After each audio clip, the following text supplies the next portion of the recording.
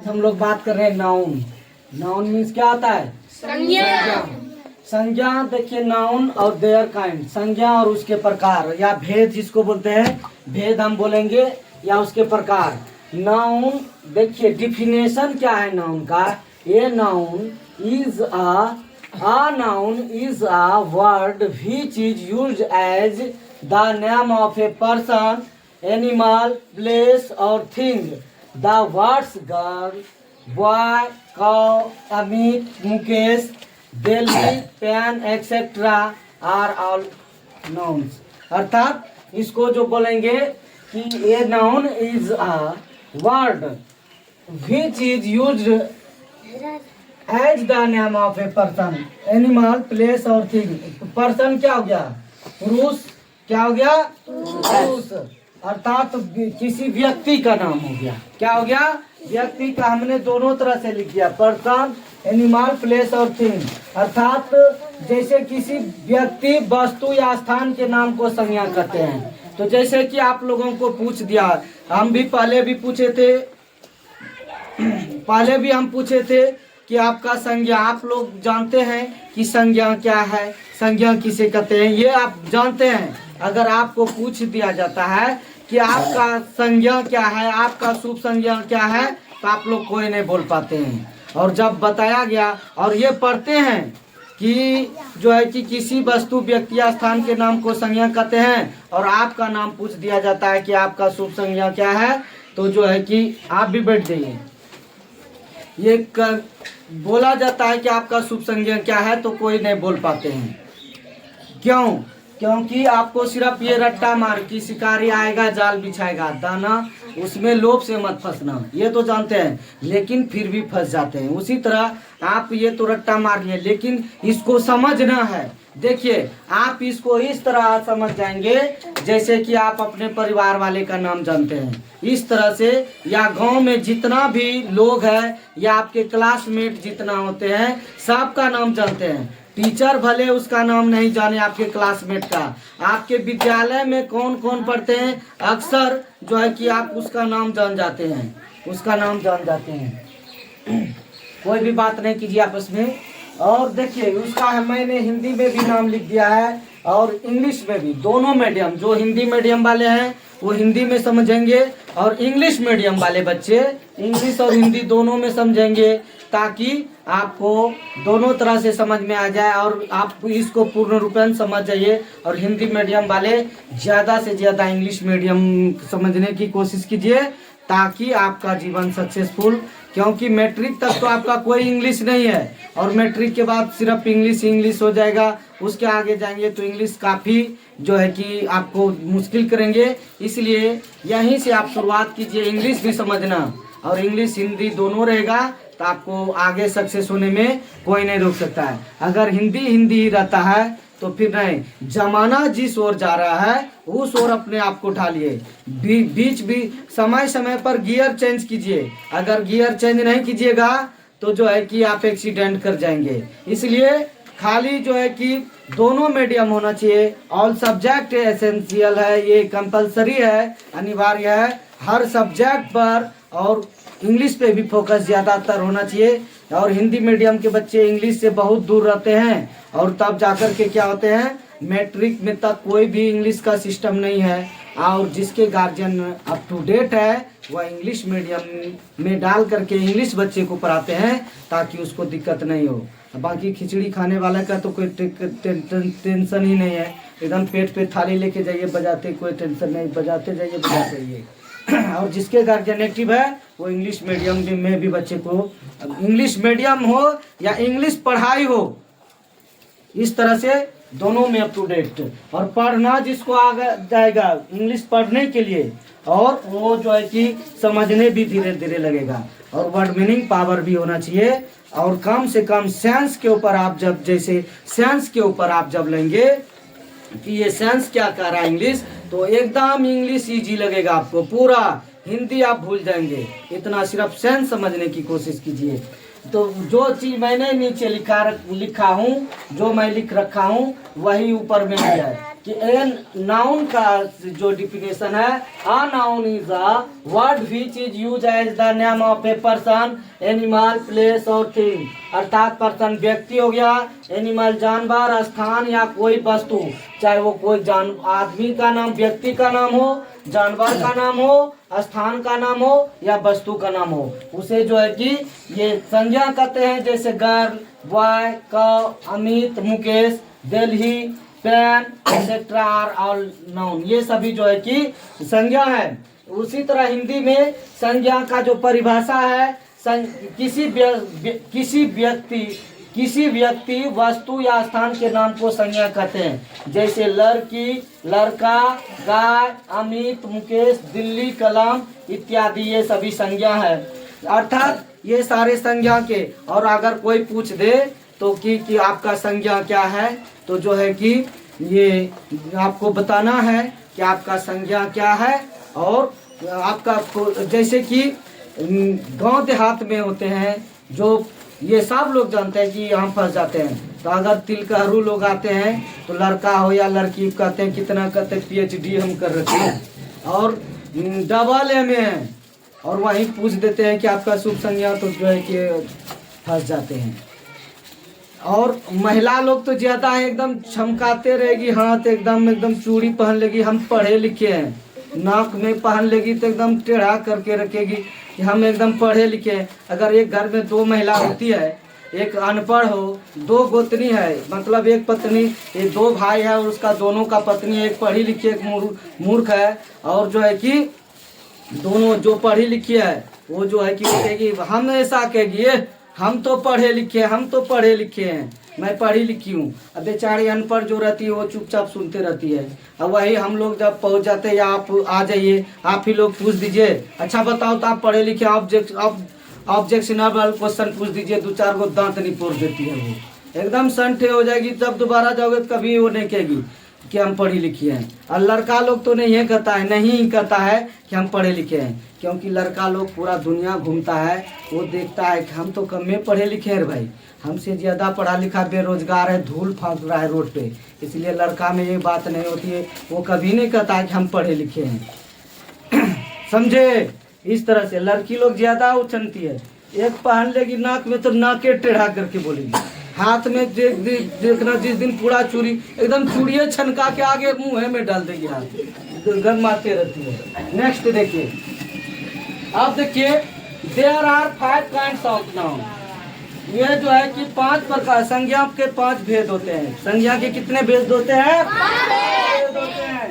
संज्ञा के 5 भेद होते हैं। पहला जो है कि कॉमन नाउन है, जातिवाचक संज्ञा, जिसमें कॉमन नाउन हो गया जाति, जो पूरे जाति का बोध हो, अर्थात पूरे जाति का क्या, पहले देख लीजिए यहाँ पर पूरे जाति का क्या होता है।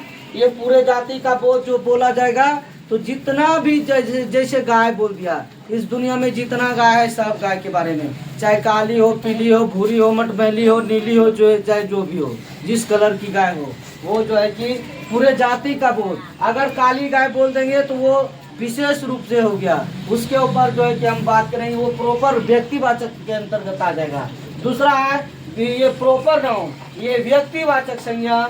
तीसरा है कलेक्टिव नाउन, समूहवाचक, जो समूह इकट्ठा होते हैं, घेरा, जैसे सम्मेलन, रेलवे स्टेशन पे जो भीड़ होती है, या जहाँ भी मीटिंग प्लेस, वो जो है कि समूहवाचक संज्ञा होते हैं। एब्स्ट्रैक्ट नाउन, भाववाचक, जिससे किसी भाव प्रकट होता है, जैसे बुढ़ापा, मिठास, इस तरह से नटखट, इसको ना छू सकते हैं ना देख सकते हैं, सिर्फ महसूस करते हैं कि हाँ बुढ़ापा आ गया है, ये नटखट है, ये खाए तो वो जो है कि मिठास है, उसका जो भाव प्रकट होता है, फीलिंग जो मजबूत हो, फीलिंग जो महसूस होती है, उसको जो एब्स्ट्रैक्ट नाउन या भाववाचक संज्ञा कहते हैं। अब मटेरियल नाउन है द्रव्यवाचक संज्ञा, जिसको द्रव्यवाचक संज्ञा को हम गिनती नहीं कर सकते हैं, सीधी बात रखिए, जिससे हम गिनती नहीं कर सकते हैं, जिसे नापा या तौला जाए। जैसे कि अनाज ही है, क्या आप चावल को गिन करके बनाते हैं?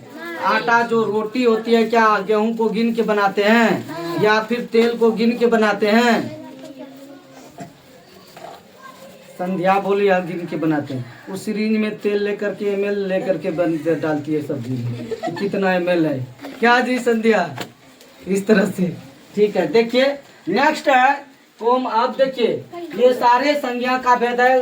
कॉमन नाउन जातिवाचक संज्ञा, प्रोपर नाउन व्यक्तिवाचक संज्ञा, कलेक्टिव नाउन समूहवाचक संज्ञा, अब्स्ट्रैक्ट नाउन भाववाचक संज्ञा और मटेरियल नाउन द्रव्यवाचक संज्ञा। आप देखिए डिफिनेशन ऑफ कॉमन नाउन अर्थात ये जातिवाचक संज्ञा का परिभाषा जो होता है, definition. Common noun is a common name given to person, places, animals और things of the same kind, cow, horse, man, woman etcetera. अर्थात देख लीजिए कि common noun is a common name given to person, places, animals और things of the same kind, cow, horse, man, woman etcetera. अर्थात जातिवाचक संज्ञा की, जैसे कि ये हो गया, आप देख सकते हैं पूर्ण रूपेण पूरा बोर्ड आपको दिख रहा है कि जिस संज्ञा से किसी जाति के संपूर्ण पदार्थों का बोध हो, अर्थात किसी जाति का संपूर्ण जाति का बोध होता है, संपूर्ण। जैसे कि आपको जो है कि कहते हैं गाय, गाय बोला जाता है तो जितनी गाय है, चाहे वो बड़ी हो या हाइब्रिड हो या देसला हो या फिर दखनैया गाय। दखनैया गाय जानते हैं जी? दखनैया गाय छोटी होती है आपके कमर से भी नीचे का। अब वो कमर ये मत समझ लेना बहुत ही अच्छे फिट्टा आदमी है उसका कमर नहीं, जो हमारे जैसा आदमी है उस हमारे इतने हाइट का जो है कि जैसे मैं 5 फीट 5 इंच का हूँ, इतने कमर भर का ही गाय होती है जो दक्षिण पहाड़ी क्षेत्र से आते हैं, और वो मात्र आधा किलो दूध देती है, आधा से 1 किलो, ज्यादा नहीं। और आजकल तो हाइब्रिड है, नस्ल ही चेंज कर दिया है। ये श्वेत क्रांति के कारण, व्हाइट रिवॉल्यूशन के कारण जो है कि एक एक गाय जो है कि 20-20 लीटर 25-25 लीटर दूध देती है। वो खाती भी है उसी तरह से जैसे कि दूध देती है, एकदम उसका क्रॉस कराया गया। वैसे गाय तो देखना कि ये खा करके एक पेट एक तरफ हो जाएगा, लंबा बहुत दूर लंबा लटक जाएगा, एक तरफ खपटा ही रहेगा, एकदम पीठ बराबर रहेगा, होता है जी। और उसका गोबर भी उसी हिसाब से होता है, देख लेना, क्योंकि जब वो खाना देंगे तो उस हिसाब से वो भोजन भी लेंगे जी। तो देखना वैसे गाय को अगर आप ध्यान पूर्वक एकदम गौर से देख लीजिएगा तो बड़ा अजीब सा लगता है ना। एक गाय है जो श्री कृष्ण के साथ है, जो उसका पुट्ठा एकदम ऊंचा रहता है, जो कि सूर्य के प्रकाश से D3 लेते हैं, और उस जो है कि वो घास चरती है, और घास चरने के कारण वो 10 प्रकार के घास खाती है, और घास में अनेक प्रकार के जो है कि घास जो है कि हर्बल होते हैं, औषधि युक्त होते हैं, जो कि उसके ब्लड में मिल करके दूध का निर्माण बढ़िया करती है। अब तो वो गाय ही चेंज हो गया, पूरा हाइब्रिड नस्ल ही चेंज हो गया। अब देखिए, और जो है कि उस तरह से आदमी का भी हो रहा है, उस तरह से जैसे कि आदमी में जिस महिला को जो है कि बच्चे नहीं होते हैं, जिसको कि समाज में बड़ा गलत भाषा बोलते हैं, जिसको बांझ बोलते हैं, उसको भी बच्चा होते हैं, और ये सक्सेसफुल है। जब हम बायोलॉजी के बात पर चलेंगे तो इस पे भी पढ़ाएंगे कि उस महिला में कितना अंडाणु बनते हैं और कितना नहीं बनने के कारण वो बच्चे को नहीं दे पाते हैं। जब बायोलॉजी का हम क्लास करेंगे तब हम इसके ऊपर डिस्कस करेंगे। उसके बाद है घोड़ा। घोड़ा कई तरह के होते हैं, एक घोड़े और गधे का भी नस्ल छोटा होता है। एक होता है जो कान एकदम चारों तरफ घुमा के दोनों कान को एक तरफ कर लेते हैं, जोड़ लेते हैं। एक होता है मीडियम साइज का, एक का रंग भी चेंज होता है, एक आकार आकृति शेप साइज दोनों चेंज होते हैं, और एक कलर भी चेंज होता है घोड़े का। तो ये जो है कि घोड़ा उस तरह से ये, लेकिन ये जब घोड़ा बोला जा रहा है तो पूरे इस दुनिया में जितना है वो उसके सारे सभी घोड़े के बारे में। आदमी चाहे वो बहुत से बड़ा आदमी हो, हाइट में 6 फीट का हो या 3 फीट का आदमी हो या 5 फीट का, जितना आदमी है काला गोरा जितना है सब है इसके अंदर, अंधरा काला सब इसमें, लंगड़ा लुल्ला सब है, आदमी बोला जा रहा है। और औरत भी उसी तरह से है, ये बहुत लंबी भी होती है, बहुत नाटी भी होती है, एक मीडियम साइज की भी होती है, एक गोरी भी होती है, काली भी होती है। लेकिन औरत अगर बोला जा रहा है तो औरत में जितना है इस दुनिया में सब औरत है। देखिए प्रॉपर नाउन व्यक्तिवाचक संज्ञा जो है, A proper noun is a special name given to a person, place, animal और thing. Example, Delhi is in India. देखिए इसका कहने का अर्थ है, हिंदी इंग्लिश दोनों में मैंने लिख रखा है, दोनों मीडियम में, कि ए पर proper noun is A special, खास नाम जिसमें कि किसी वस्तु का खास, किसी पुरुष का खास नाम हो, किसी व्यक्ति का खास नाम हो, स्थान का खास नाम हो, जानवरों का खास नाम हो, या कोई वस्तु का खास नाम हो। ये वस्तु का जो है कि बोध होता है। जैसे कि Delhi is in India, Delhi Bharat में है। भारत में क्या है? दिल्ली भारत में है। तो देखिए इसका क्या होता है, Delhi and India are proper noun as they are the name of particular place, a city and a country. अर्थात मैंने यहाँ पर लिखा है कि Delhi and India are proper noun, Delhi is in India, मतलब दिल्ली भारत में दिल्ली है, और ये दिल्ली में जो है कि एक देश है। और इस वाक्य में, जैसे दिल्ली इज इन इंडिया, इस वाक्य में, इस सेंटेंस में जो है कि दो चीज है, एक देश है और एक शहर है, महानगर है एक ना, जैसे दिल्ली नगर है, शहर है, और इंडिया एक देश है। और इसीलिए कहा गया है Delhi and India are proper noun, ये दोनों व्यक्तिवाचक है। पूरे दुनिया में और कहीं दिल्ली नहीं है। दिल्ली है जी? नहीं है। वैसे जैसे कि प्रॉपर नाउन लालू यादव, पूरे दुनिया में कहीं नहीं। अब नाम रख देता है लालू यादव, गांव में भी 2-4 उसको बुलाते रहते लालू लालू करके, है ना जी? उस तरह अमिताभ बच्चन, पूरे इंडिया में एक ही है अमिताभ बच्चन, है ना जी? हिमालय पर्वत पूरे इंडिया में, पूरे वर्ल्ड में एक ही है हिमालय पर्वत, पूरे वर्ल्ड में। लालू यादव जो है पूरे वर्ल्ड में एक है, अमिताभ बच्चन पूरे वर्ल्ड में एक है। इस तरह से जो कि खास नाम है। अब नाम तो कुछ भी कोई रख सकते हैं, किसी का नकल कर देते हैं। और जो है कि आज जैसे कि राज फिल्म निकला था, ये राज फिल्म जो भूतनी का फिल्म था, भूत का, उसमें जब वो निकला तो उसमें सब लोग पीछे नाम के पीछे राज, आदित्य राज, मयंक राज, सब जो है कि नाम राज करने लगा, नाम के पीछे सब लोग लगा देते हैं। और रिमेम्बर, याद रखना क्या, remember proper nouns always begin to a capital letter. Remember proper nouns always begin a capital letter. ये हमेशा ये बड़ी अक्षरों से लिखा जाता है। कैपिटल लेटर अर्थात कहने का अर्थ होता है जो ABCD कैपिटल और स्मॉल होते हैं, छोटी अक्षर और बड़ी अक्षर जिसको बोला जाए वो बड़ी अक्षर से लिखा जाता है। कैपिटल लेटर से हमेशा बड़ी राइटिंग से लिखा जाएगा। जैसे कि राम में देखिए, आप कहिएगा बहुत लोग बड़ी और छोटी क्या होती है, अब पढ़ने में क्या डिफरेंस है, बड़ी ABCD पढ़ेंगे तो क्या खड़ा होकर पढ़ना पड़ेगा और छोटी बैठ के नहीं, ऐसा नहीं कोई बात है। देख लीजिए यहाँ पर मैंने capital letter Ram, Mohan, Krishna, Megha, Radhika, Taj Mahal, Delhi, Himalaya, Ganga etcetera, ये सारे कैपिटल लेटर से शुरुआत हुआ है। ये जो है कि प्रॉपर नाउन के अंतर्गत आते हैं। कोई दिक्कत यहाँ तक समझ रहे हैं ना? और ये जो है कि प्रॉपर नाउन जो कि दुनिया में जो है कि खास होते हैं, इसको जो है कि खास, जैसे कि ये भी बोला जाएगा काली बिल्ली, काली गाय, है ना जी? तो काली लड़की, गोरी लड़की, गोरा लड़का, काला लड़का, इस तरह से जो है कि बोला जाएगा तो उसका नाम हो गया, वो खास है। वो उस तरह हिंदी में व्यक्तिवाचक संज्ञा जिस शब्द से किसी एक व्यक्ति या वस्तु का बोध हो, एक ही हो, उसे व्यक्तिवाचक संज्ञा कहते हैं। जैसे राम, मोहन, कृष्ण, मेघा, राधिका, ताजमहल, दिल्ली, हिमालय और गंगा इत्यादि।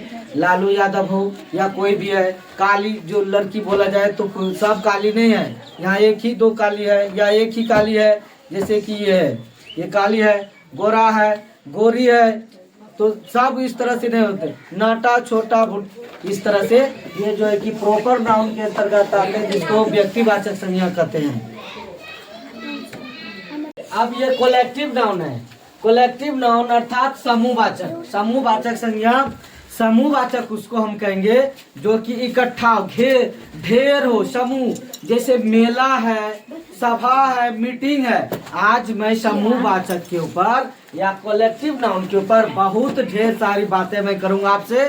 और ध्यान से आप लोग खाली देखिएगा कि समूह खाली 3-4 आप लोग जानते हैं। समूहवाचक जो है कि ये हो गया, मेला हो गया, भीड़ हो गया, सम्मेलन हो गया, सभा हो गया। और मैं ढेर सारे इस वीडियो में बताऊंगा कि समूह कितना होता है और किस तरह से समूह किस किस का होता है। जहां तक आप आज इस वीडियो को जब आप देखेंगे तो आपका माइंड और ब्रॉड हो जाएगा।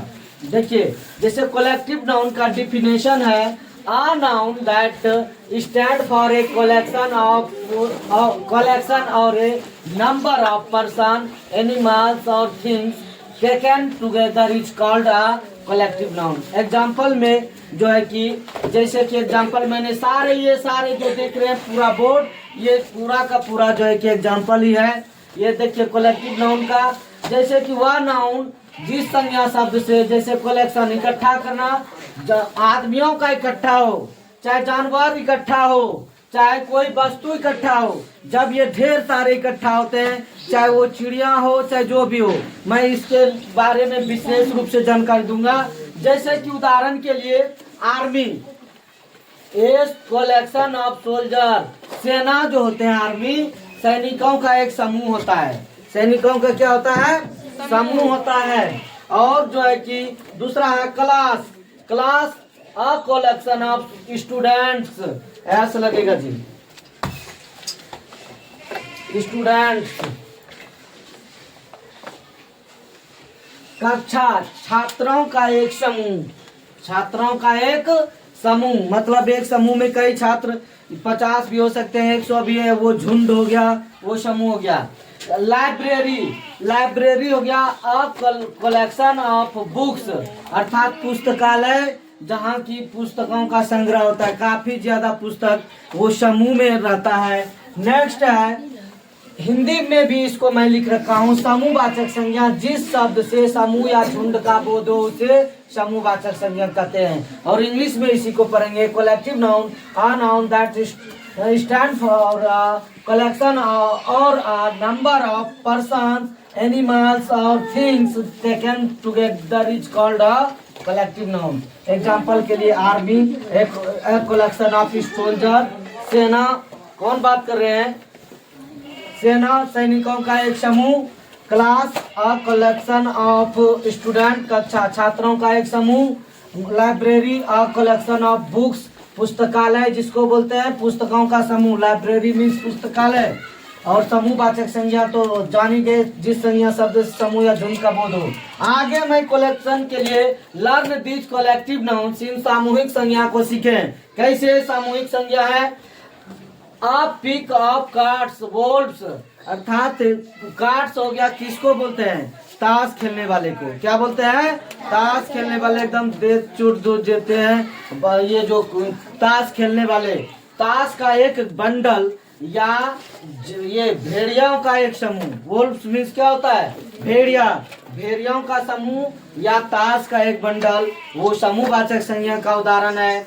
ए बैंड ऑफ ए म्यूजिशियन, संगीतकारों का एक दल। जो संगीतकार होते हैं तो संगीत में जो है कि बहुत चीज बजाने वाले होते हैं, तबला होते हैं, ढोलक होते हैं, बीना होते हैं, गिटार होते हैं, और भी कई तरह के म्यूजिशियन जो उसका इंस्ट्रूमेंट होते हैं, यंत्र होते हैं, उसको बजाने वाले होते हैं, और तब जाकर के उसका म्यूजिक तैयार होता है।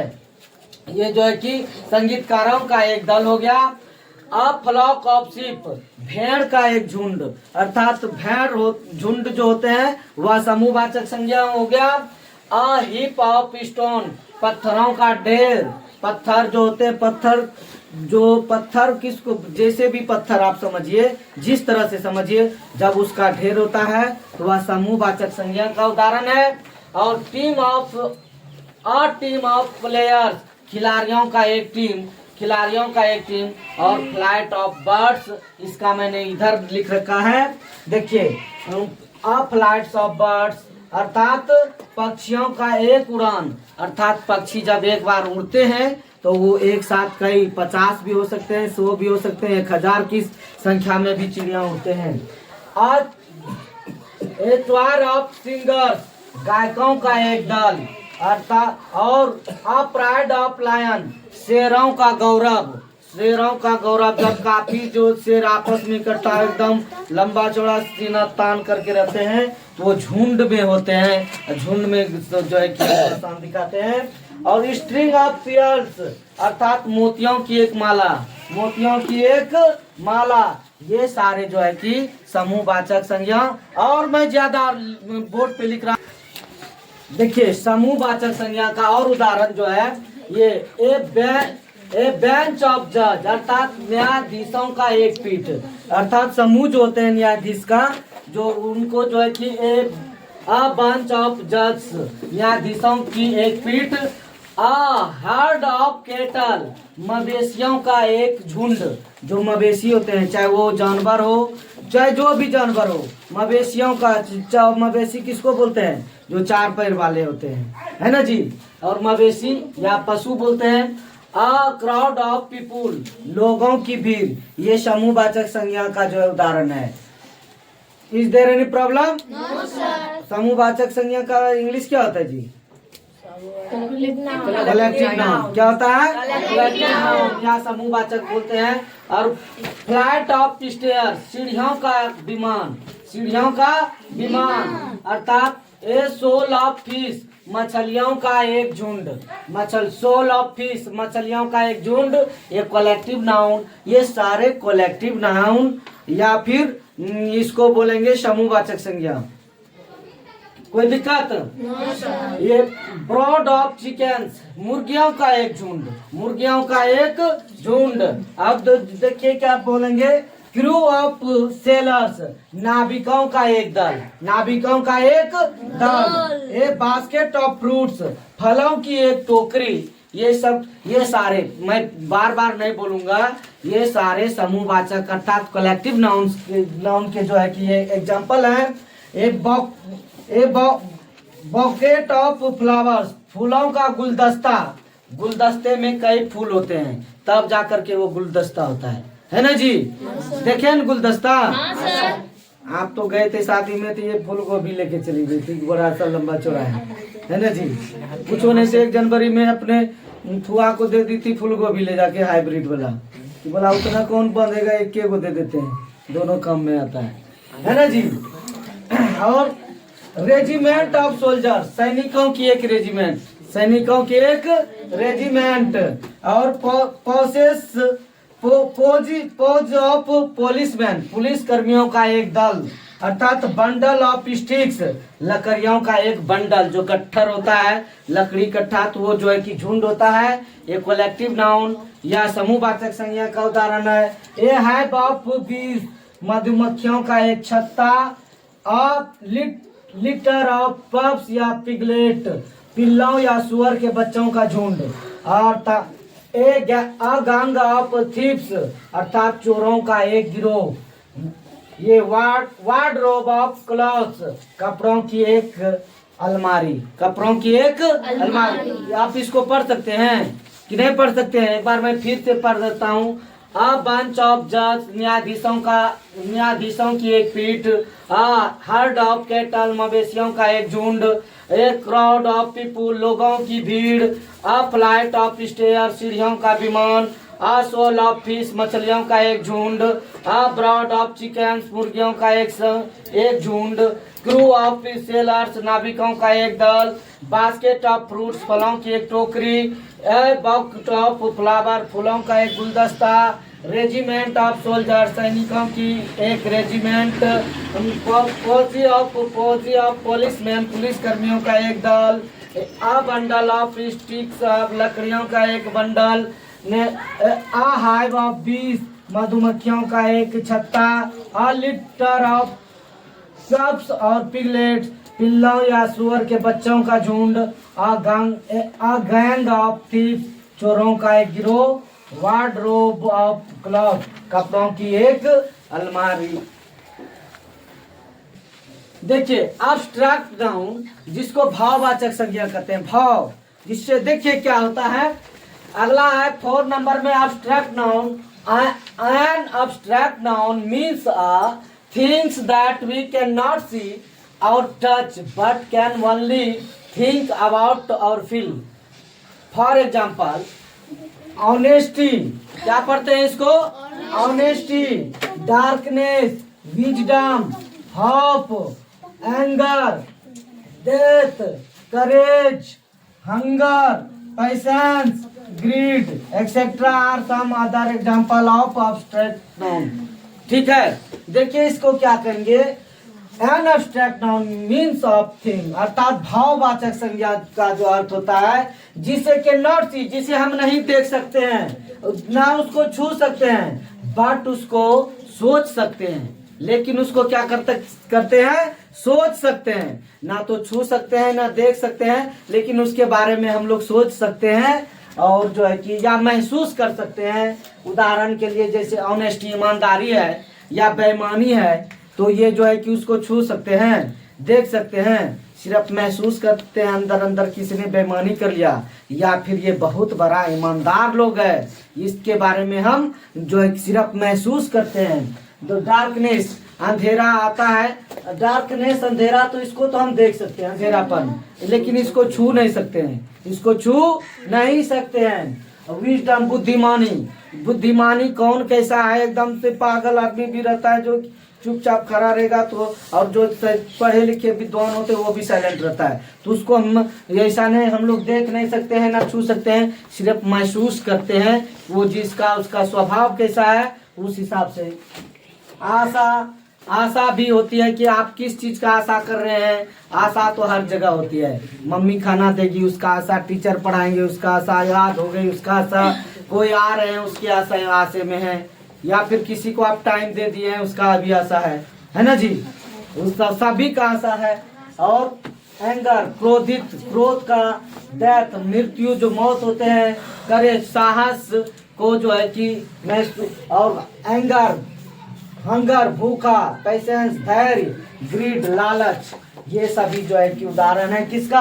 अब्स्ट्रैक्ट नाउन, अर्थात भाववाचक संज्ञा, जिसे ना हम देख सकते हैं ना उसको छू सकते हैं, सिर्फ महसूस कर सकते हैं। या फिर हम दूसरी भाषा में क्या कहेंगे, मैंने हिंदी में भी लिख रखा है कि भाववाचक संज्ञा जिस संज्ञा से किसी वस्तु या व्यक्ति के गुण, धर्म और स्वभाव का बोध हो उसे भाववाचक संज्ञा कहते हैं। जैसे कि स्वभाव है डार्कनेस का, अंधेरा हो जाना, यहाँ पर है डार्कनेस का क्या है? अंधेरा हो जाना, कुछ भी नहीं दिखाई देना। तो अंधेरा क्यों होता है? क्योंकि हमारे आंखों को रोशनी नहीं है, इसलिए हम नहीं देख सकते हैं, तो अंधेरा हो जाता है। सूर्य की प्रकाश जब जो है कि पृथ्वी के दूसरे ओर जो है कि पृथ्वी घूमते घूमते दूसरी ओर चले जाते हैं, तो पृथ्वी की दूसरे ओर जब अंधेरा हो जाता है तो ये डार्कनेस हो जाता है, अंधेरापन होता है, और हमारे आंखों को अपना प्रकाश नहीं होने के कारण हम कुछ भी नहीं देख सकते। नेक्स्ट देखिए, ये जैसे ईमानदारी है, अंधेरापन, बुद्धिमानी, आशा, क्रोध, मृत्यु जिसे मौत कहते हैं, साहस, भूख, धैर्य, लालच, लड़कपन, बुढ़ापा, मिठास, नटखट, चतुराई, दया, मिलावट और लिखावट इत्यादि, ये सब क्या है? ये सब भाववाचक संज्ञा के उदाहरण हैं। देखिए नेक्स्ट है मेटेरियल नाउन, इसको जो है कि द्रव्यवाचक संज्ञा या भौतिक संज्ञा भी कहते हैं।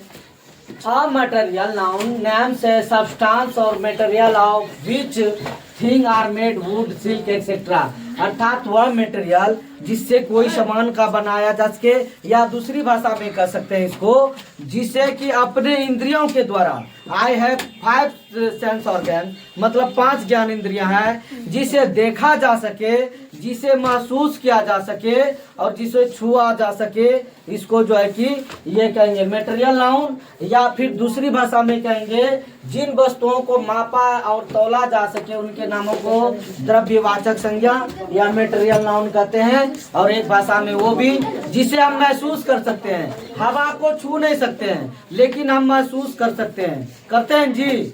और जो इसके जैसे उसको मापा भी जाता है, जैसे कि सोना, चांदी, तेल, घी, पानी, आटा, चावल, हवा, लकड़ी, पत्थर, प्लास्टिक, कांच, कपड़ा इत्यादि, ये सभी जो है कि मेटेरियल नाउन का उदाहरण है। इतना पढ़ाने के बाद लगता है कि आप लोग सब कुछ समझ गए होंगे। बाकी जहां जो दिक्कत है आप कमेंट बॉक्स में लिख सकते हैं। आज का कहानी यहीं तक। जय हिंद।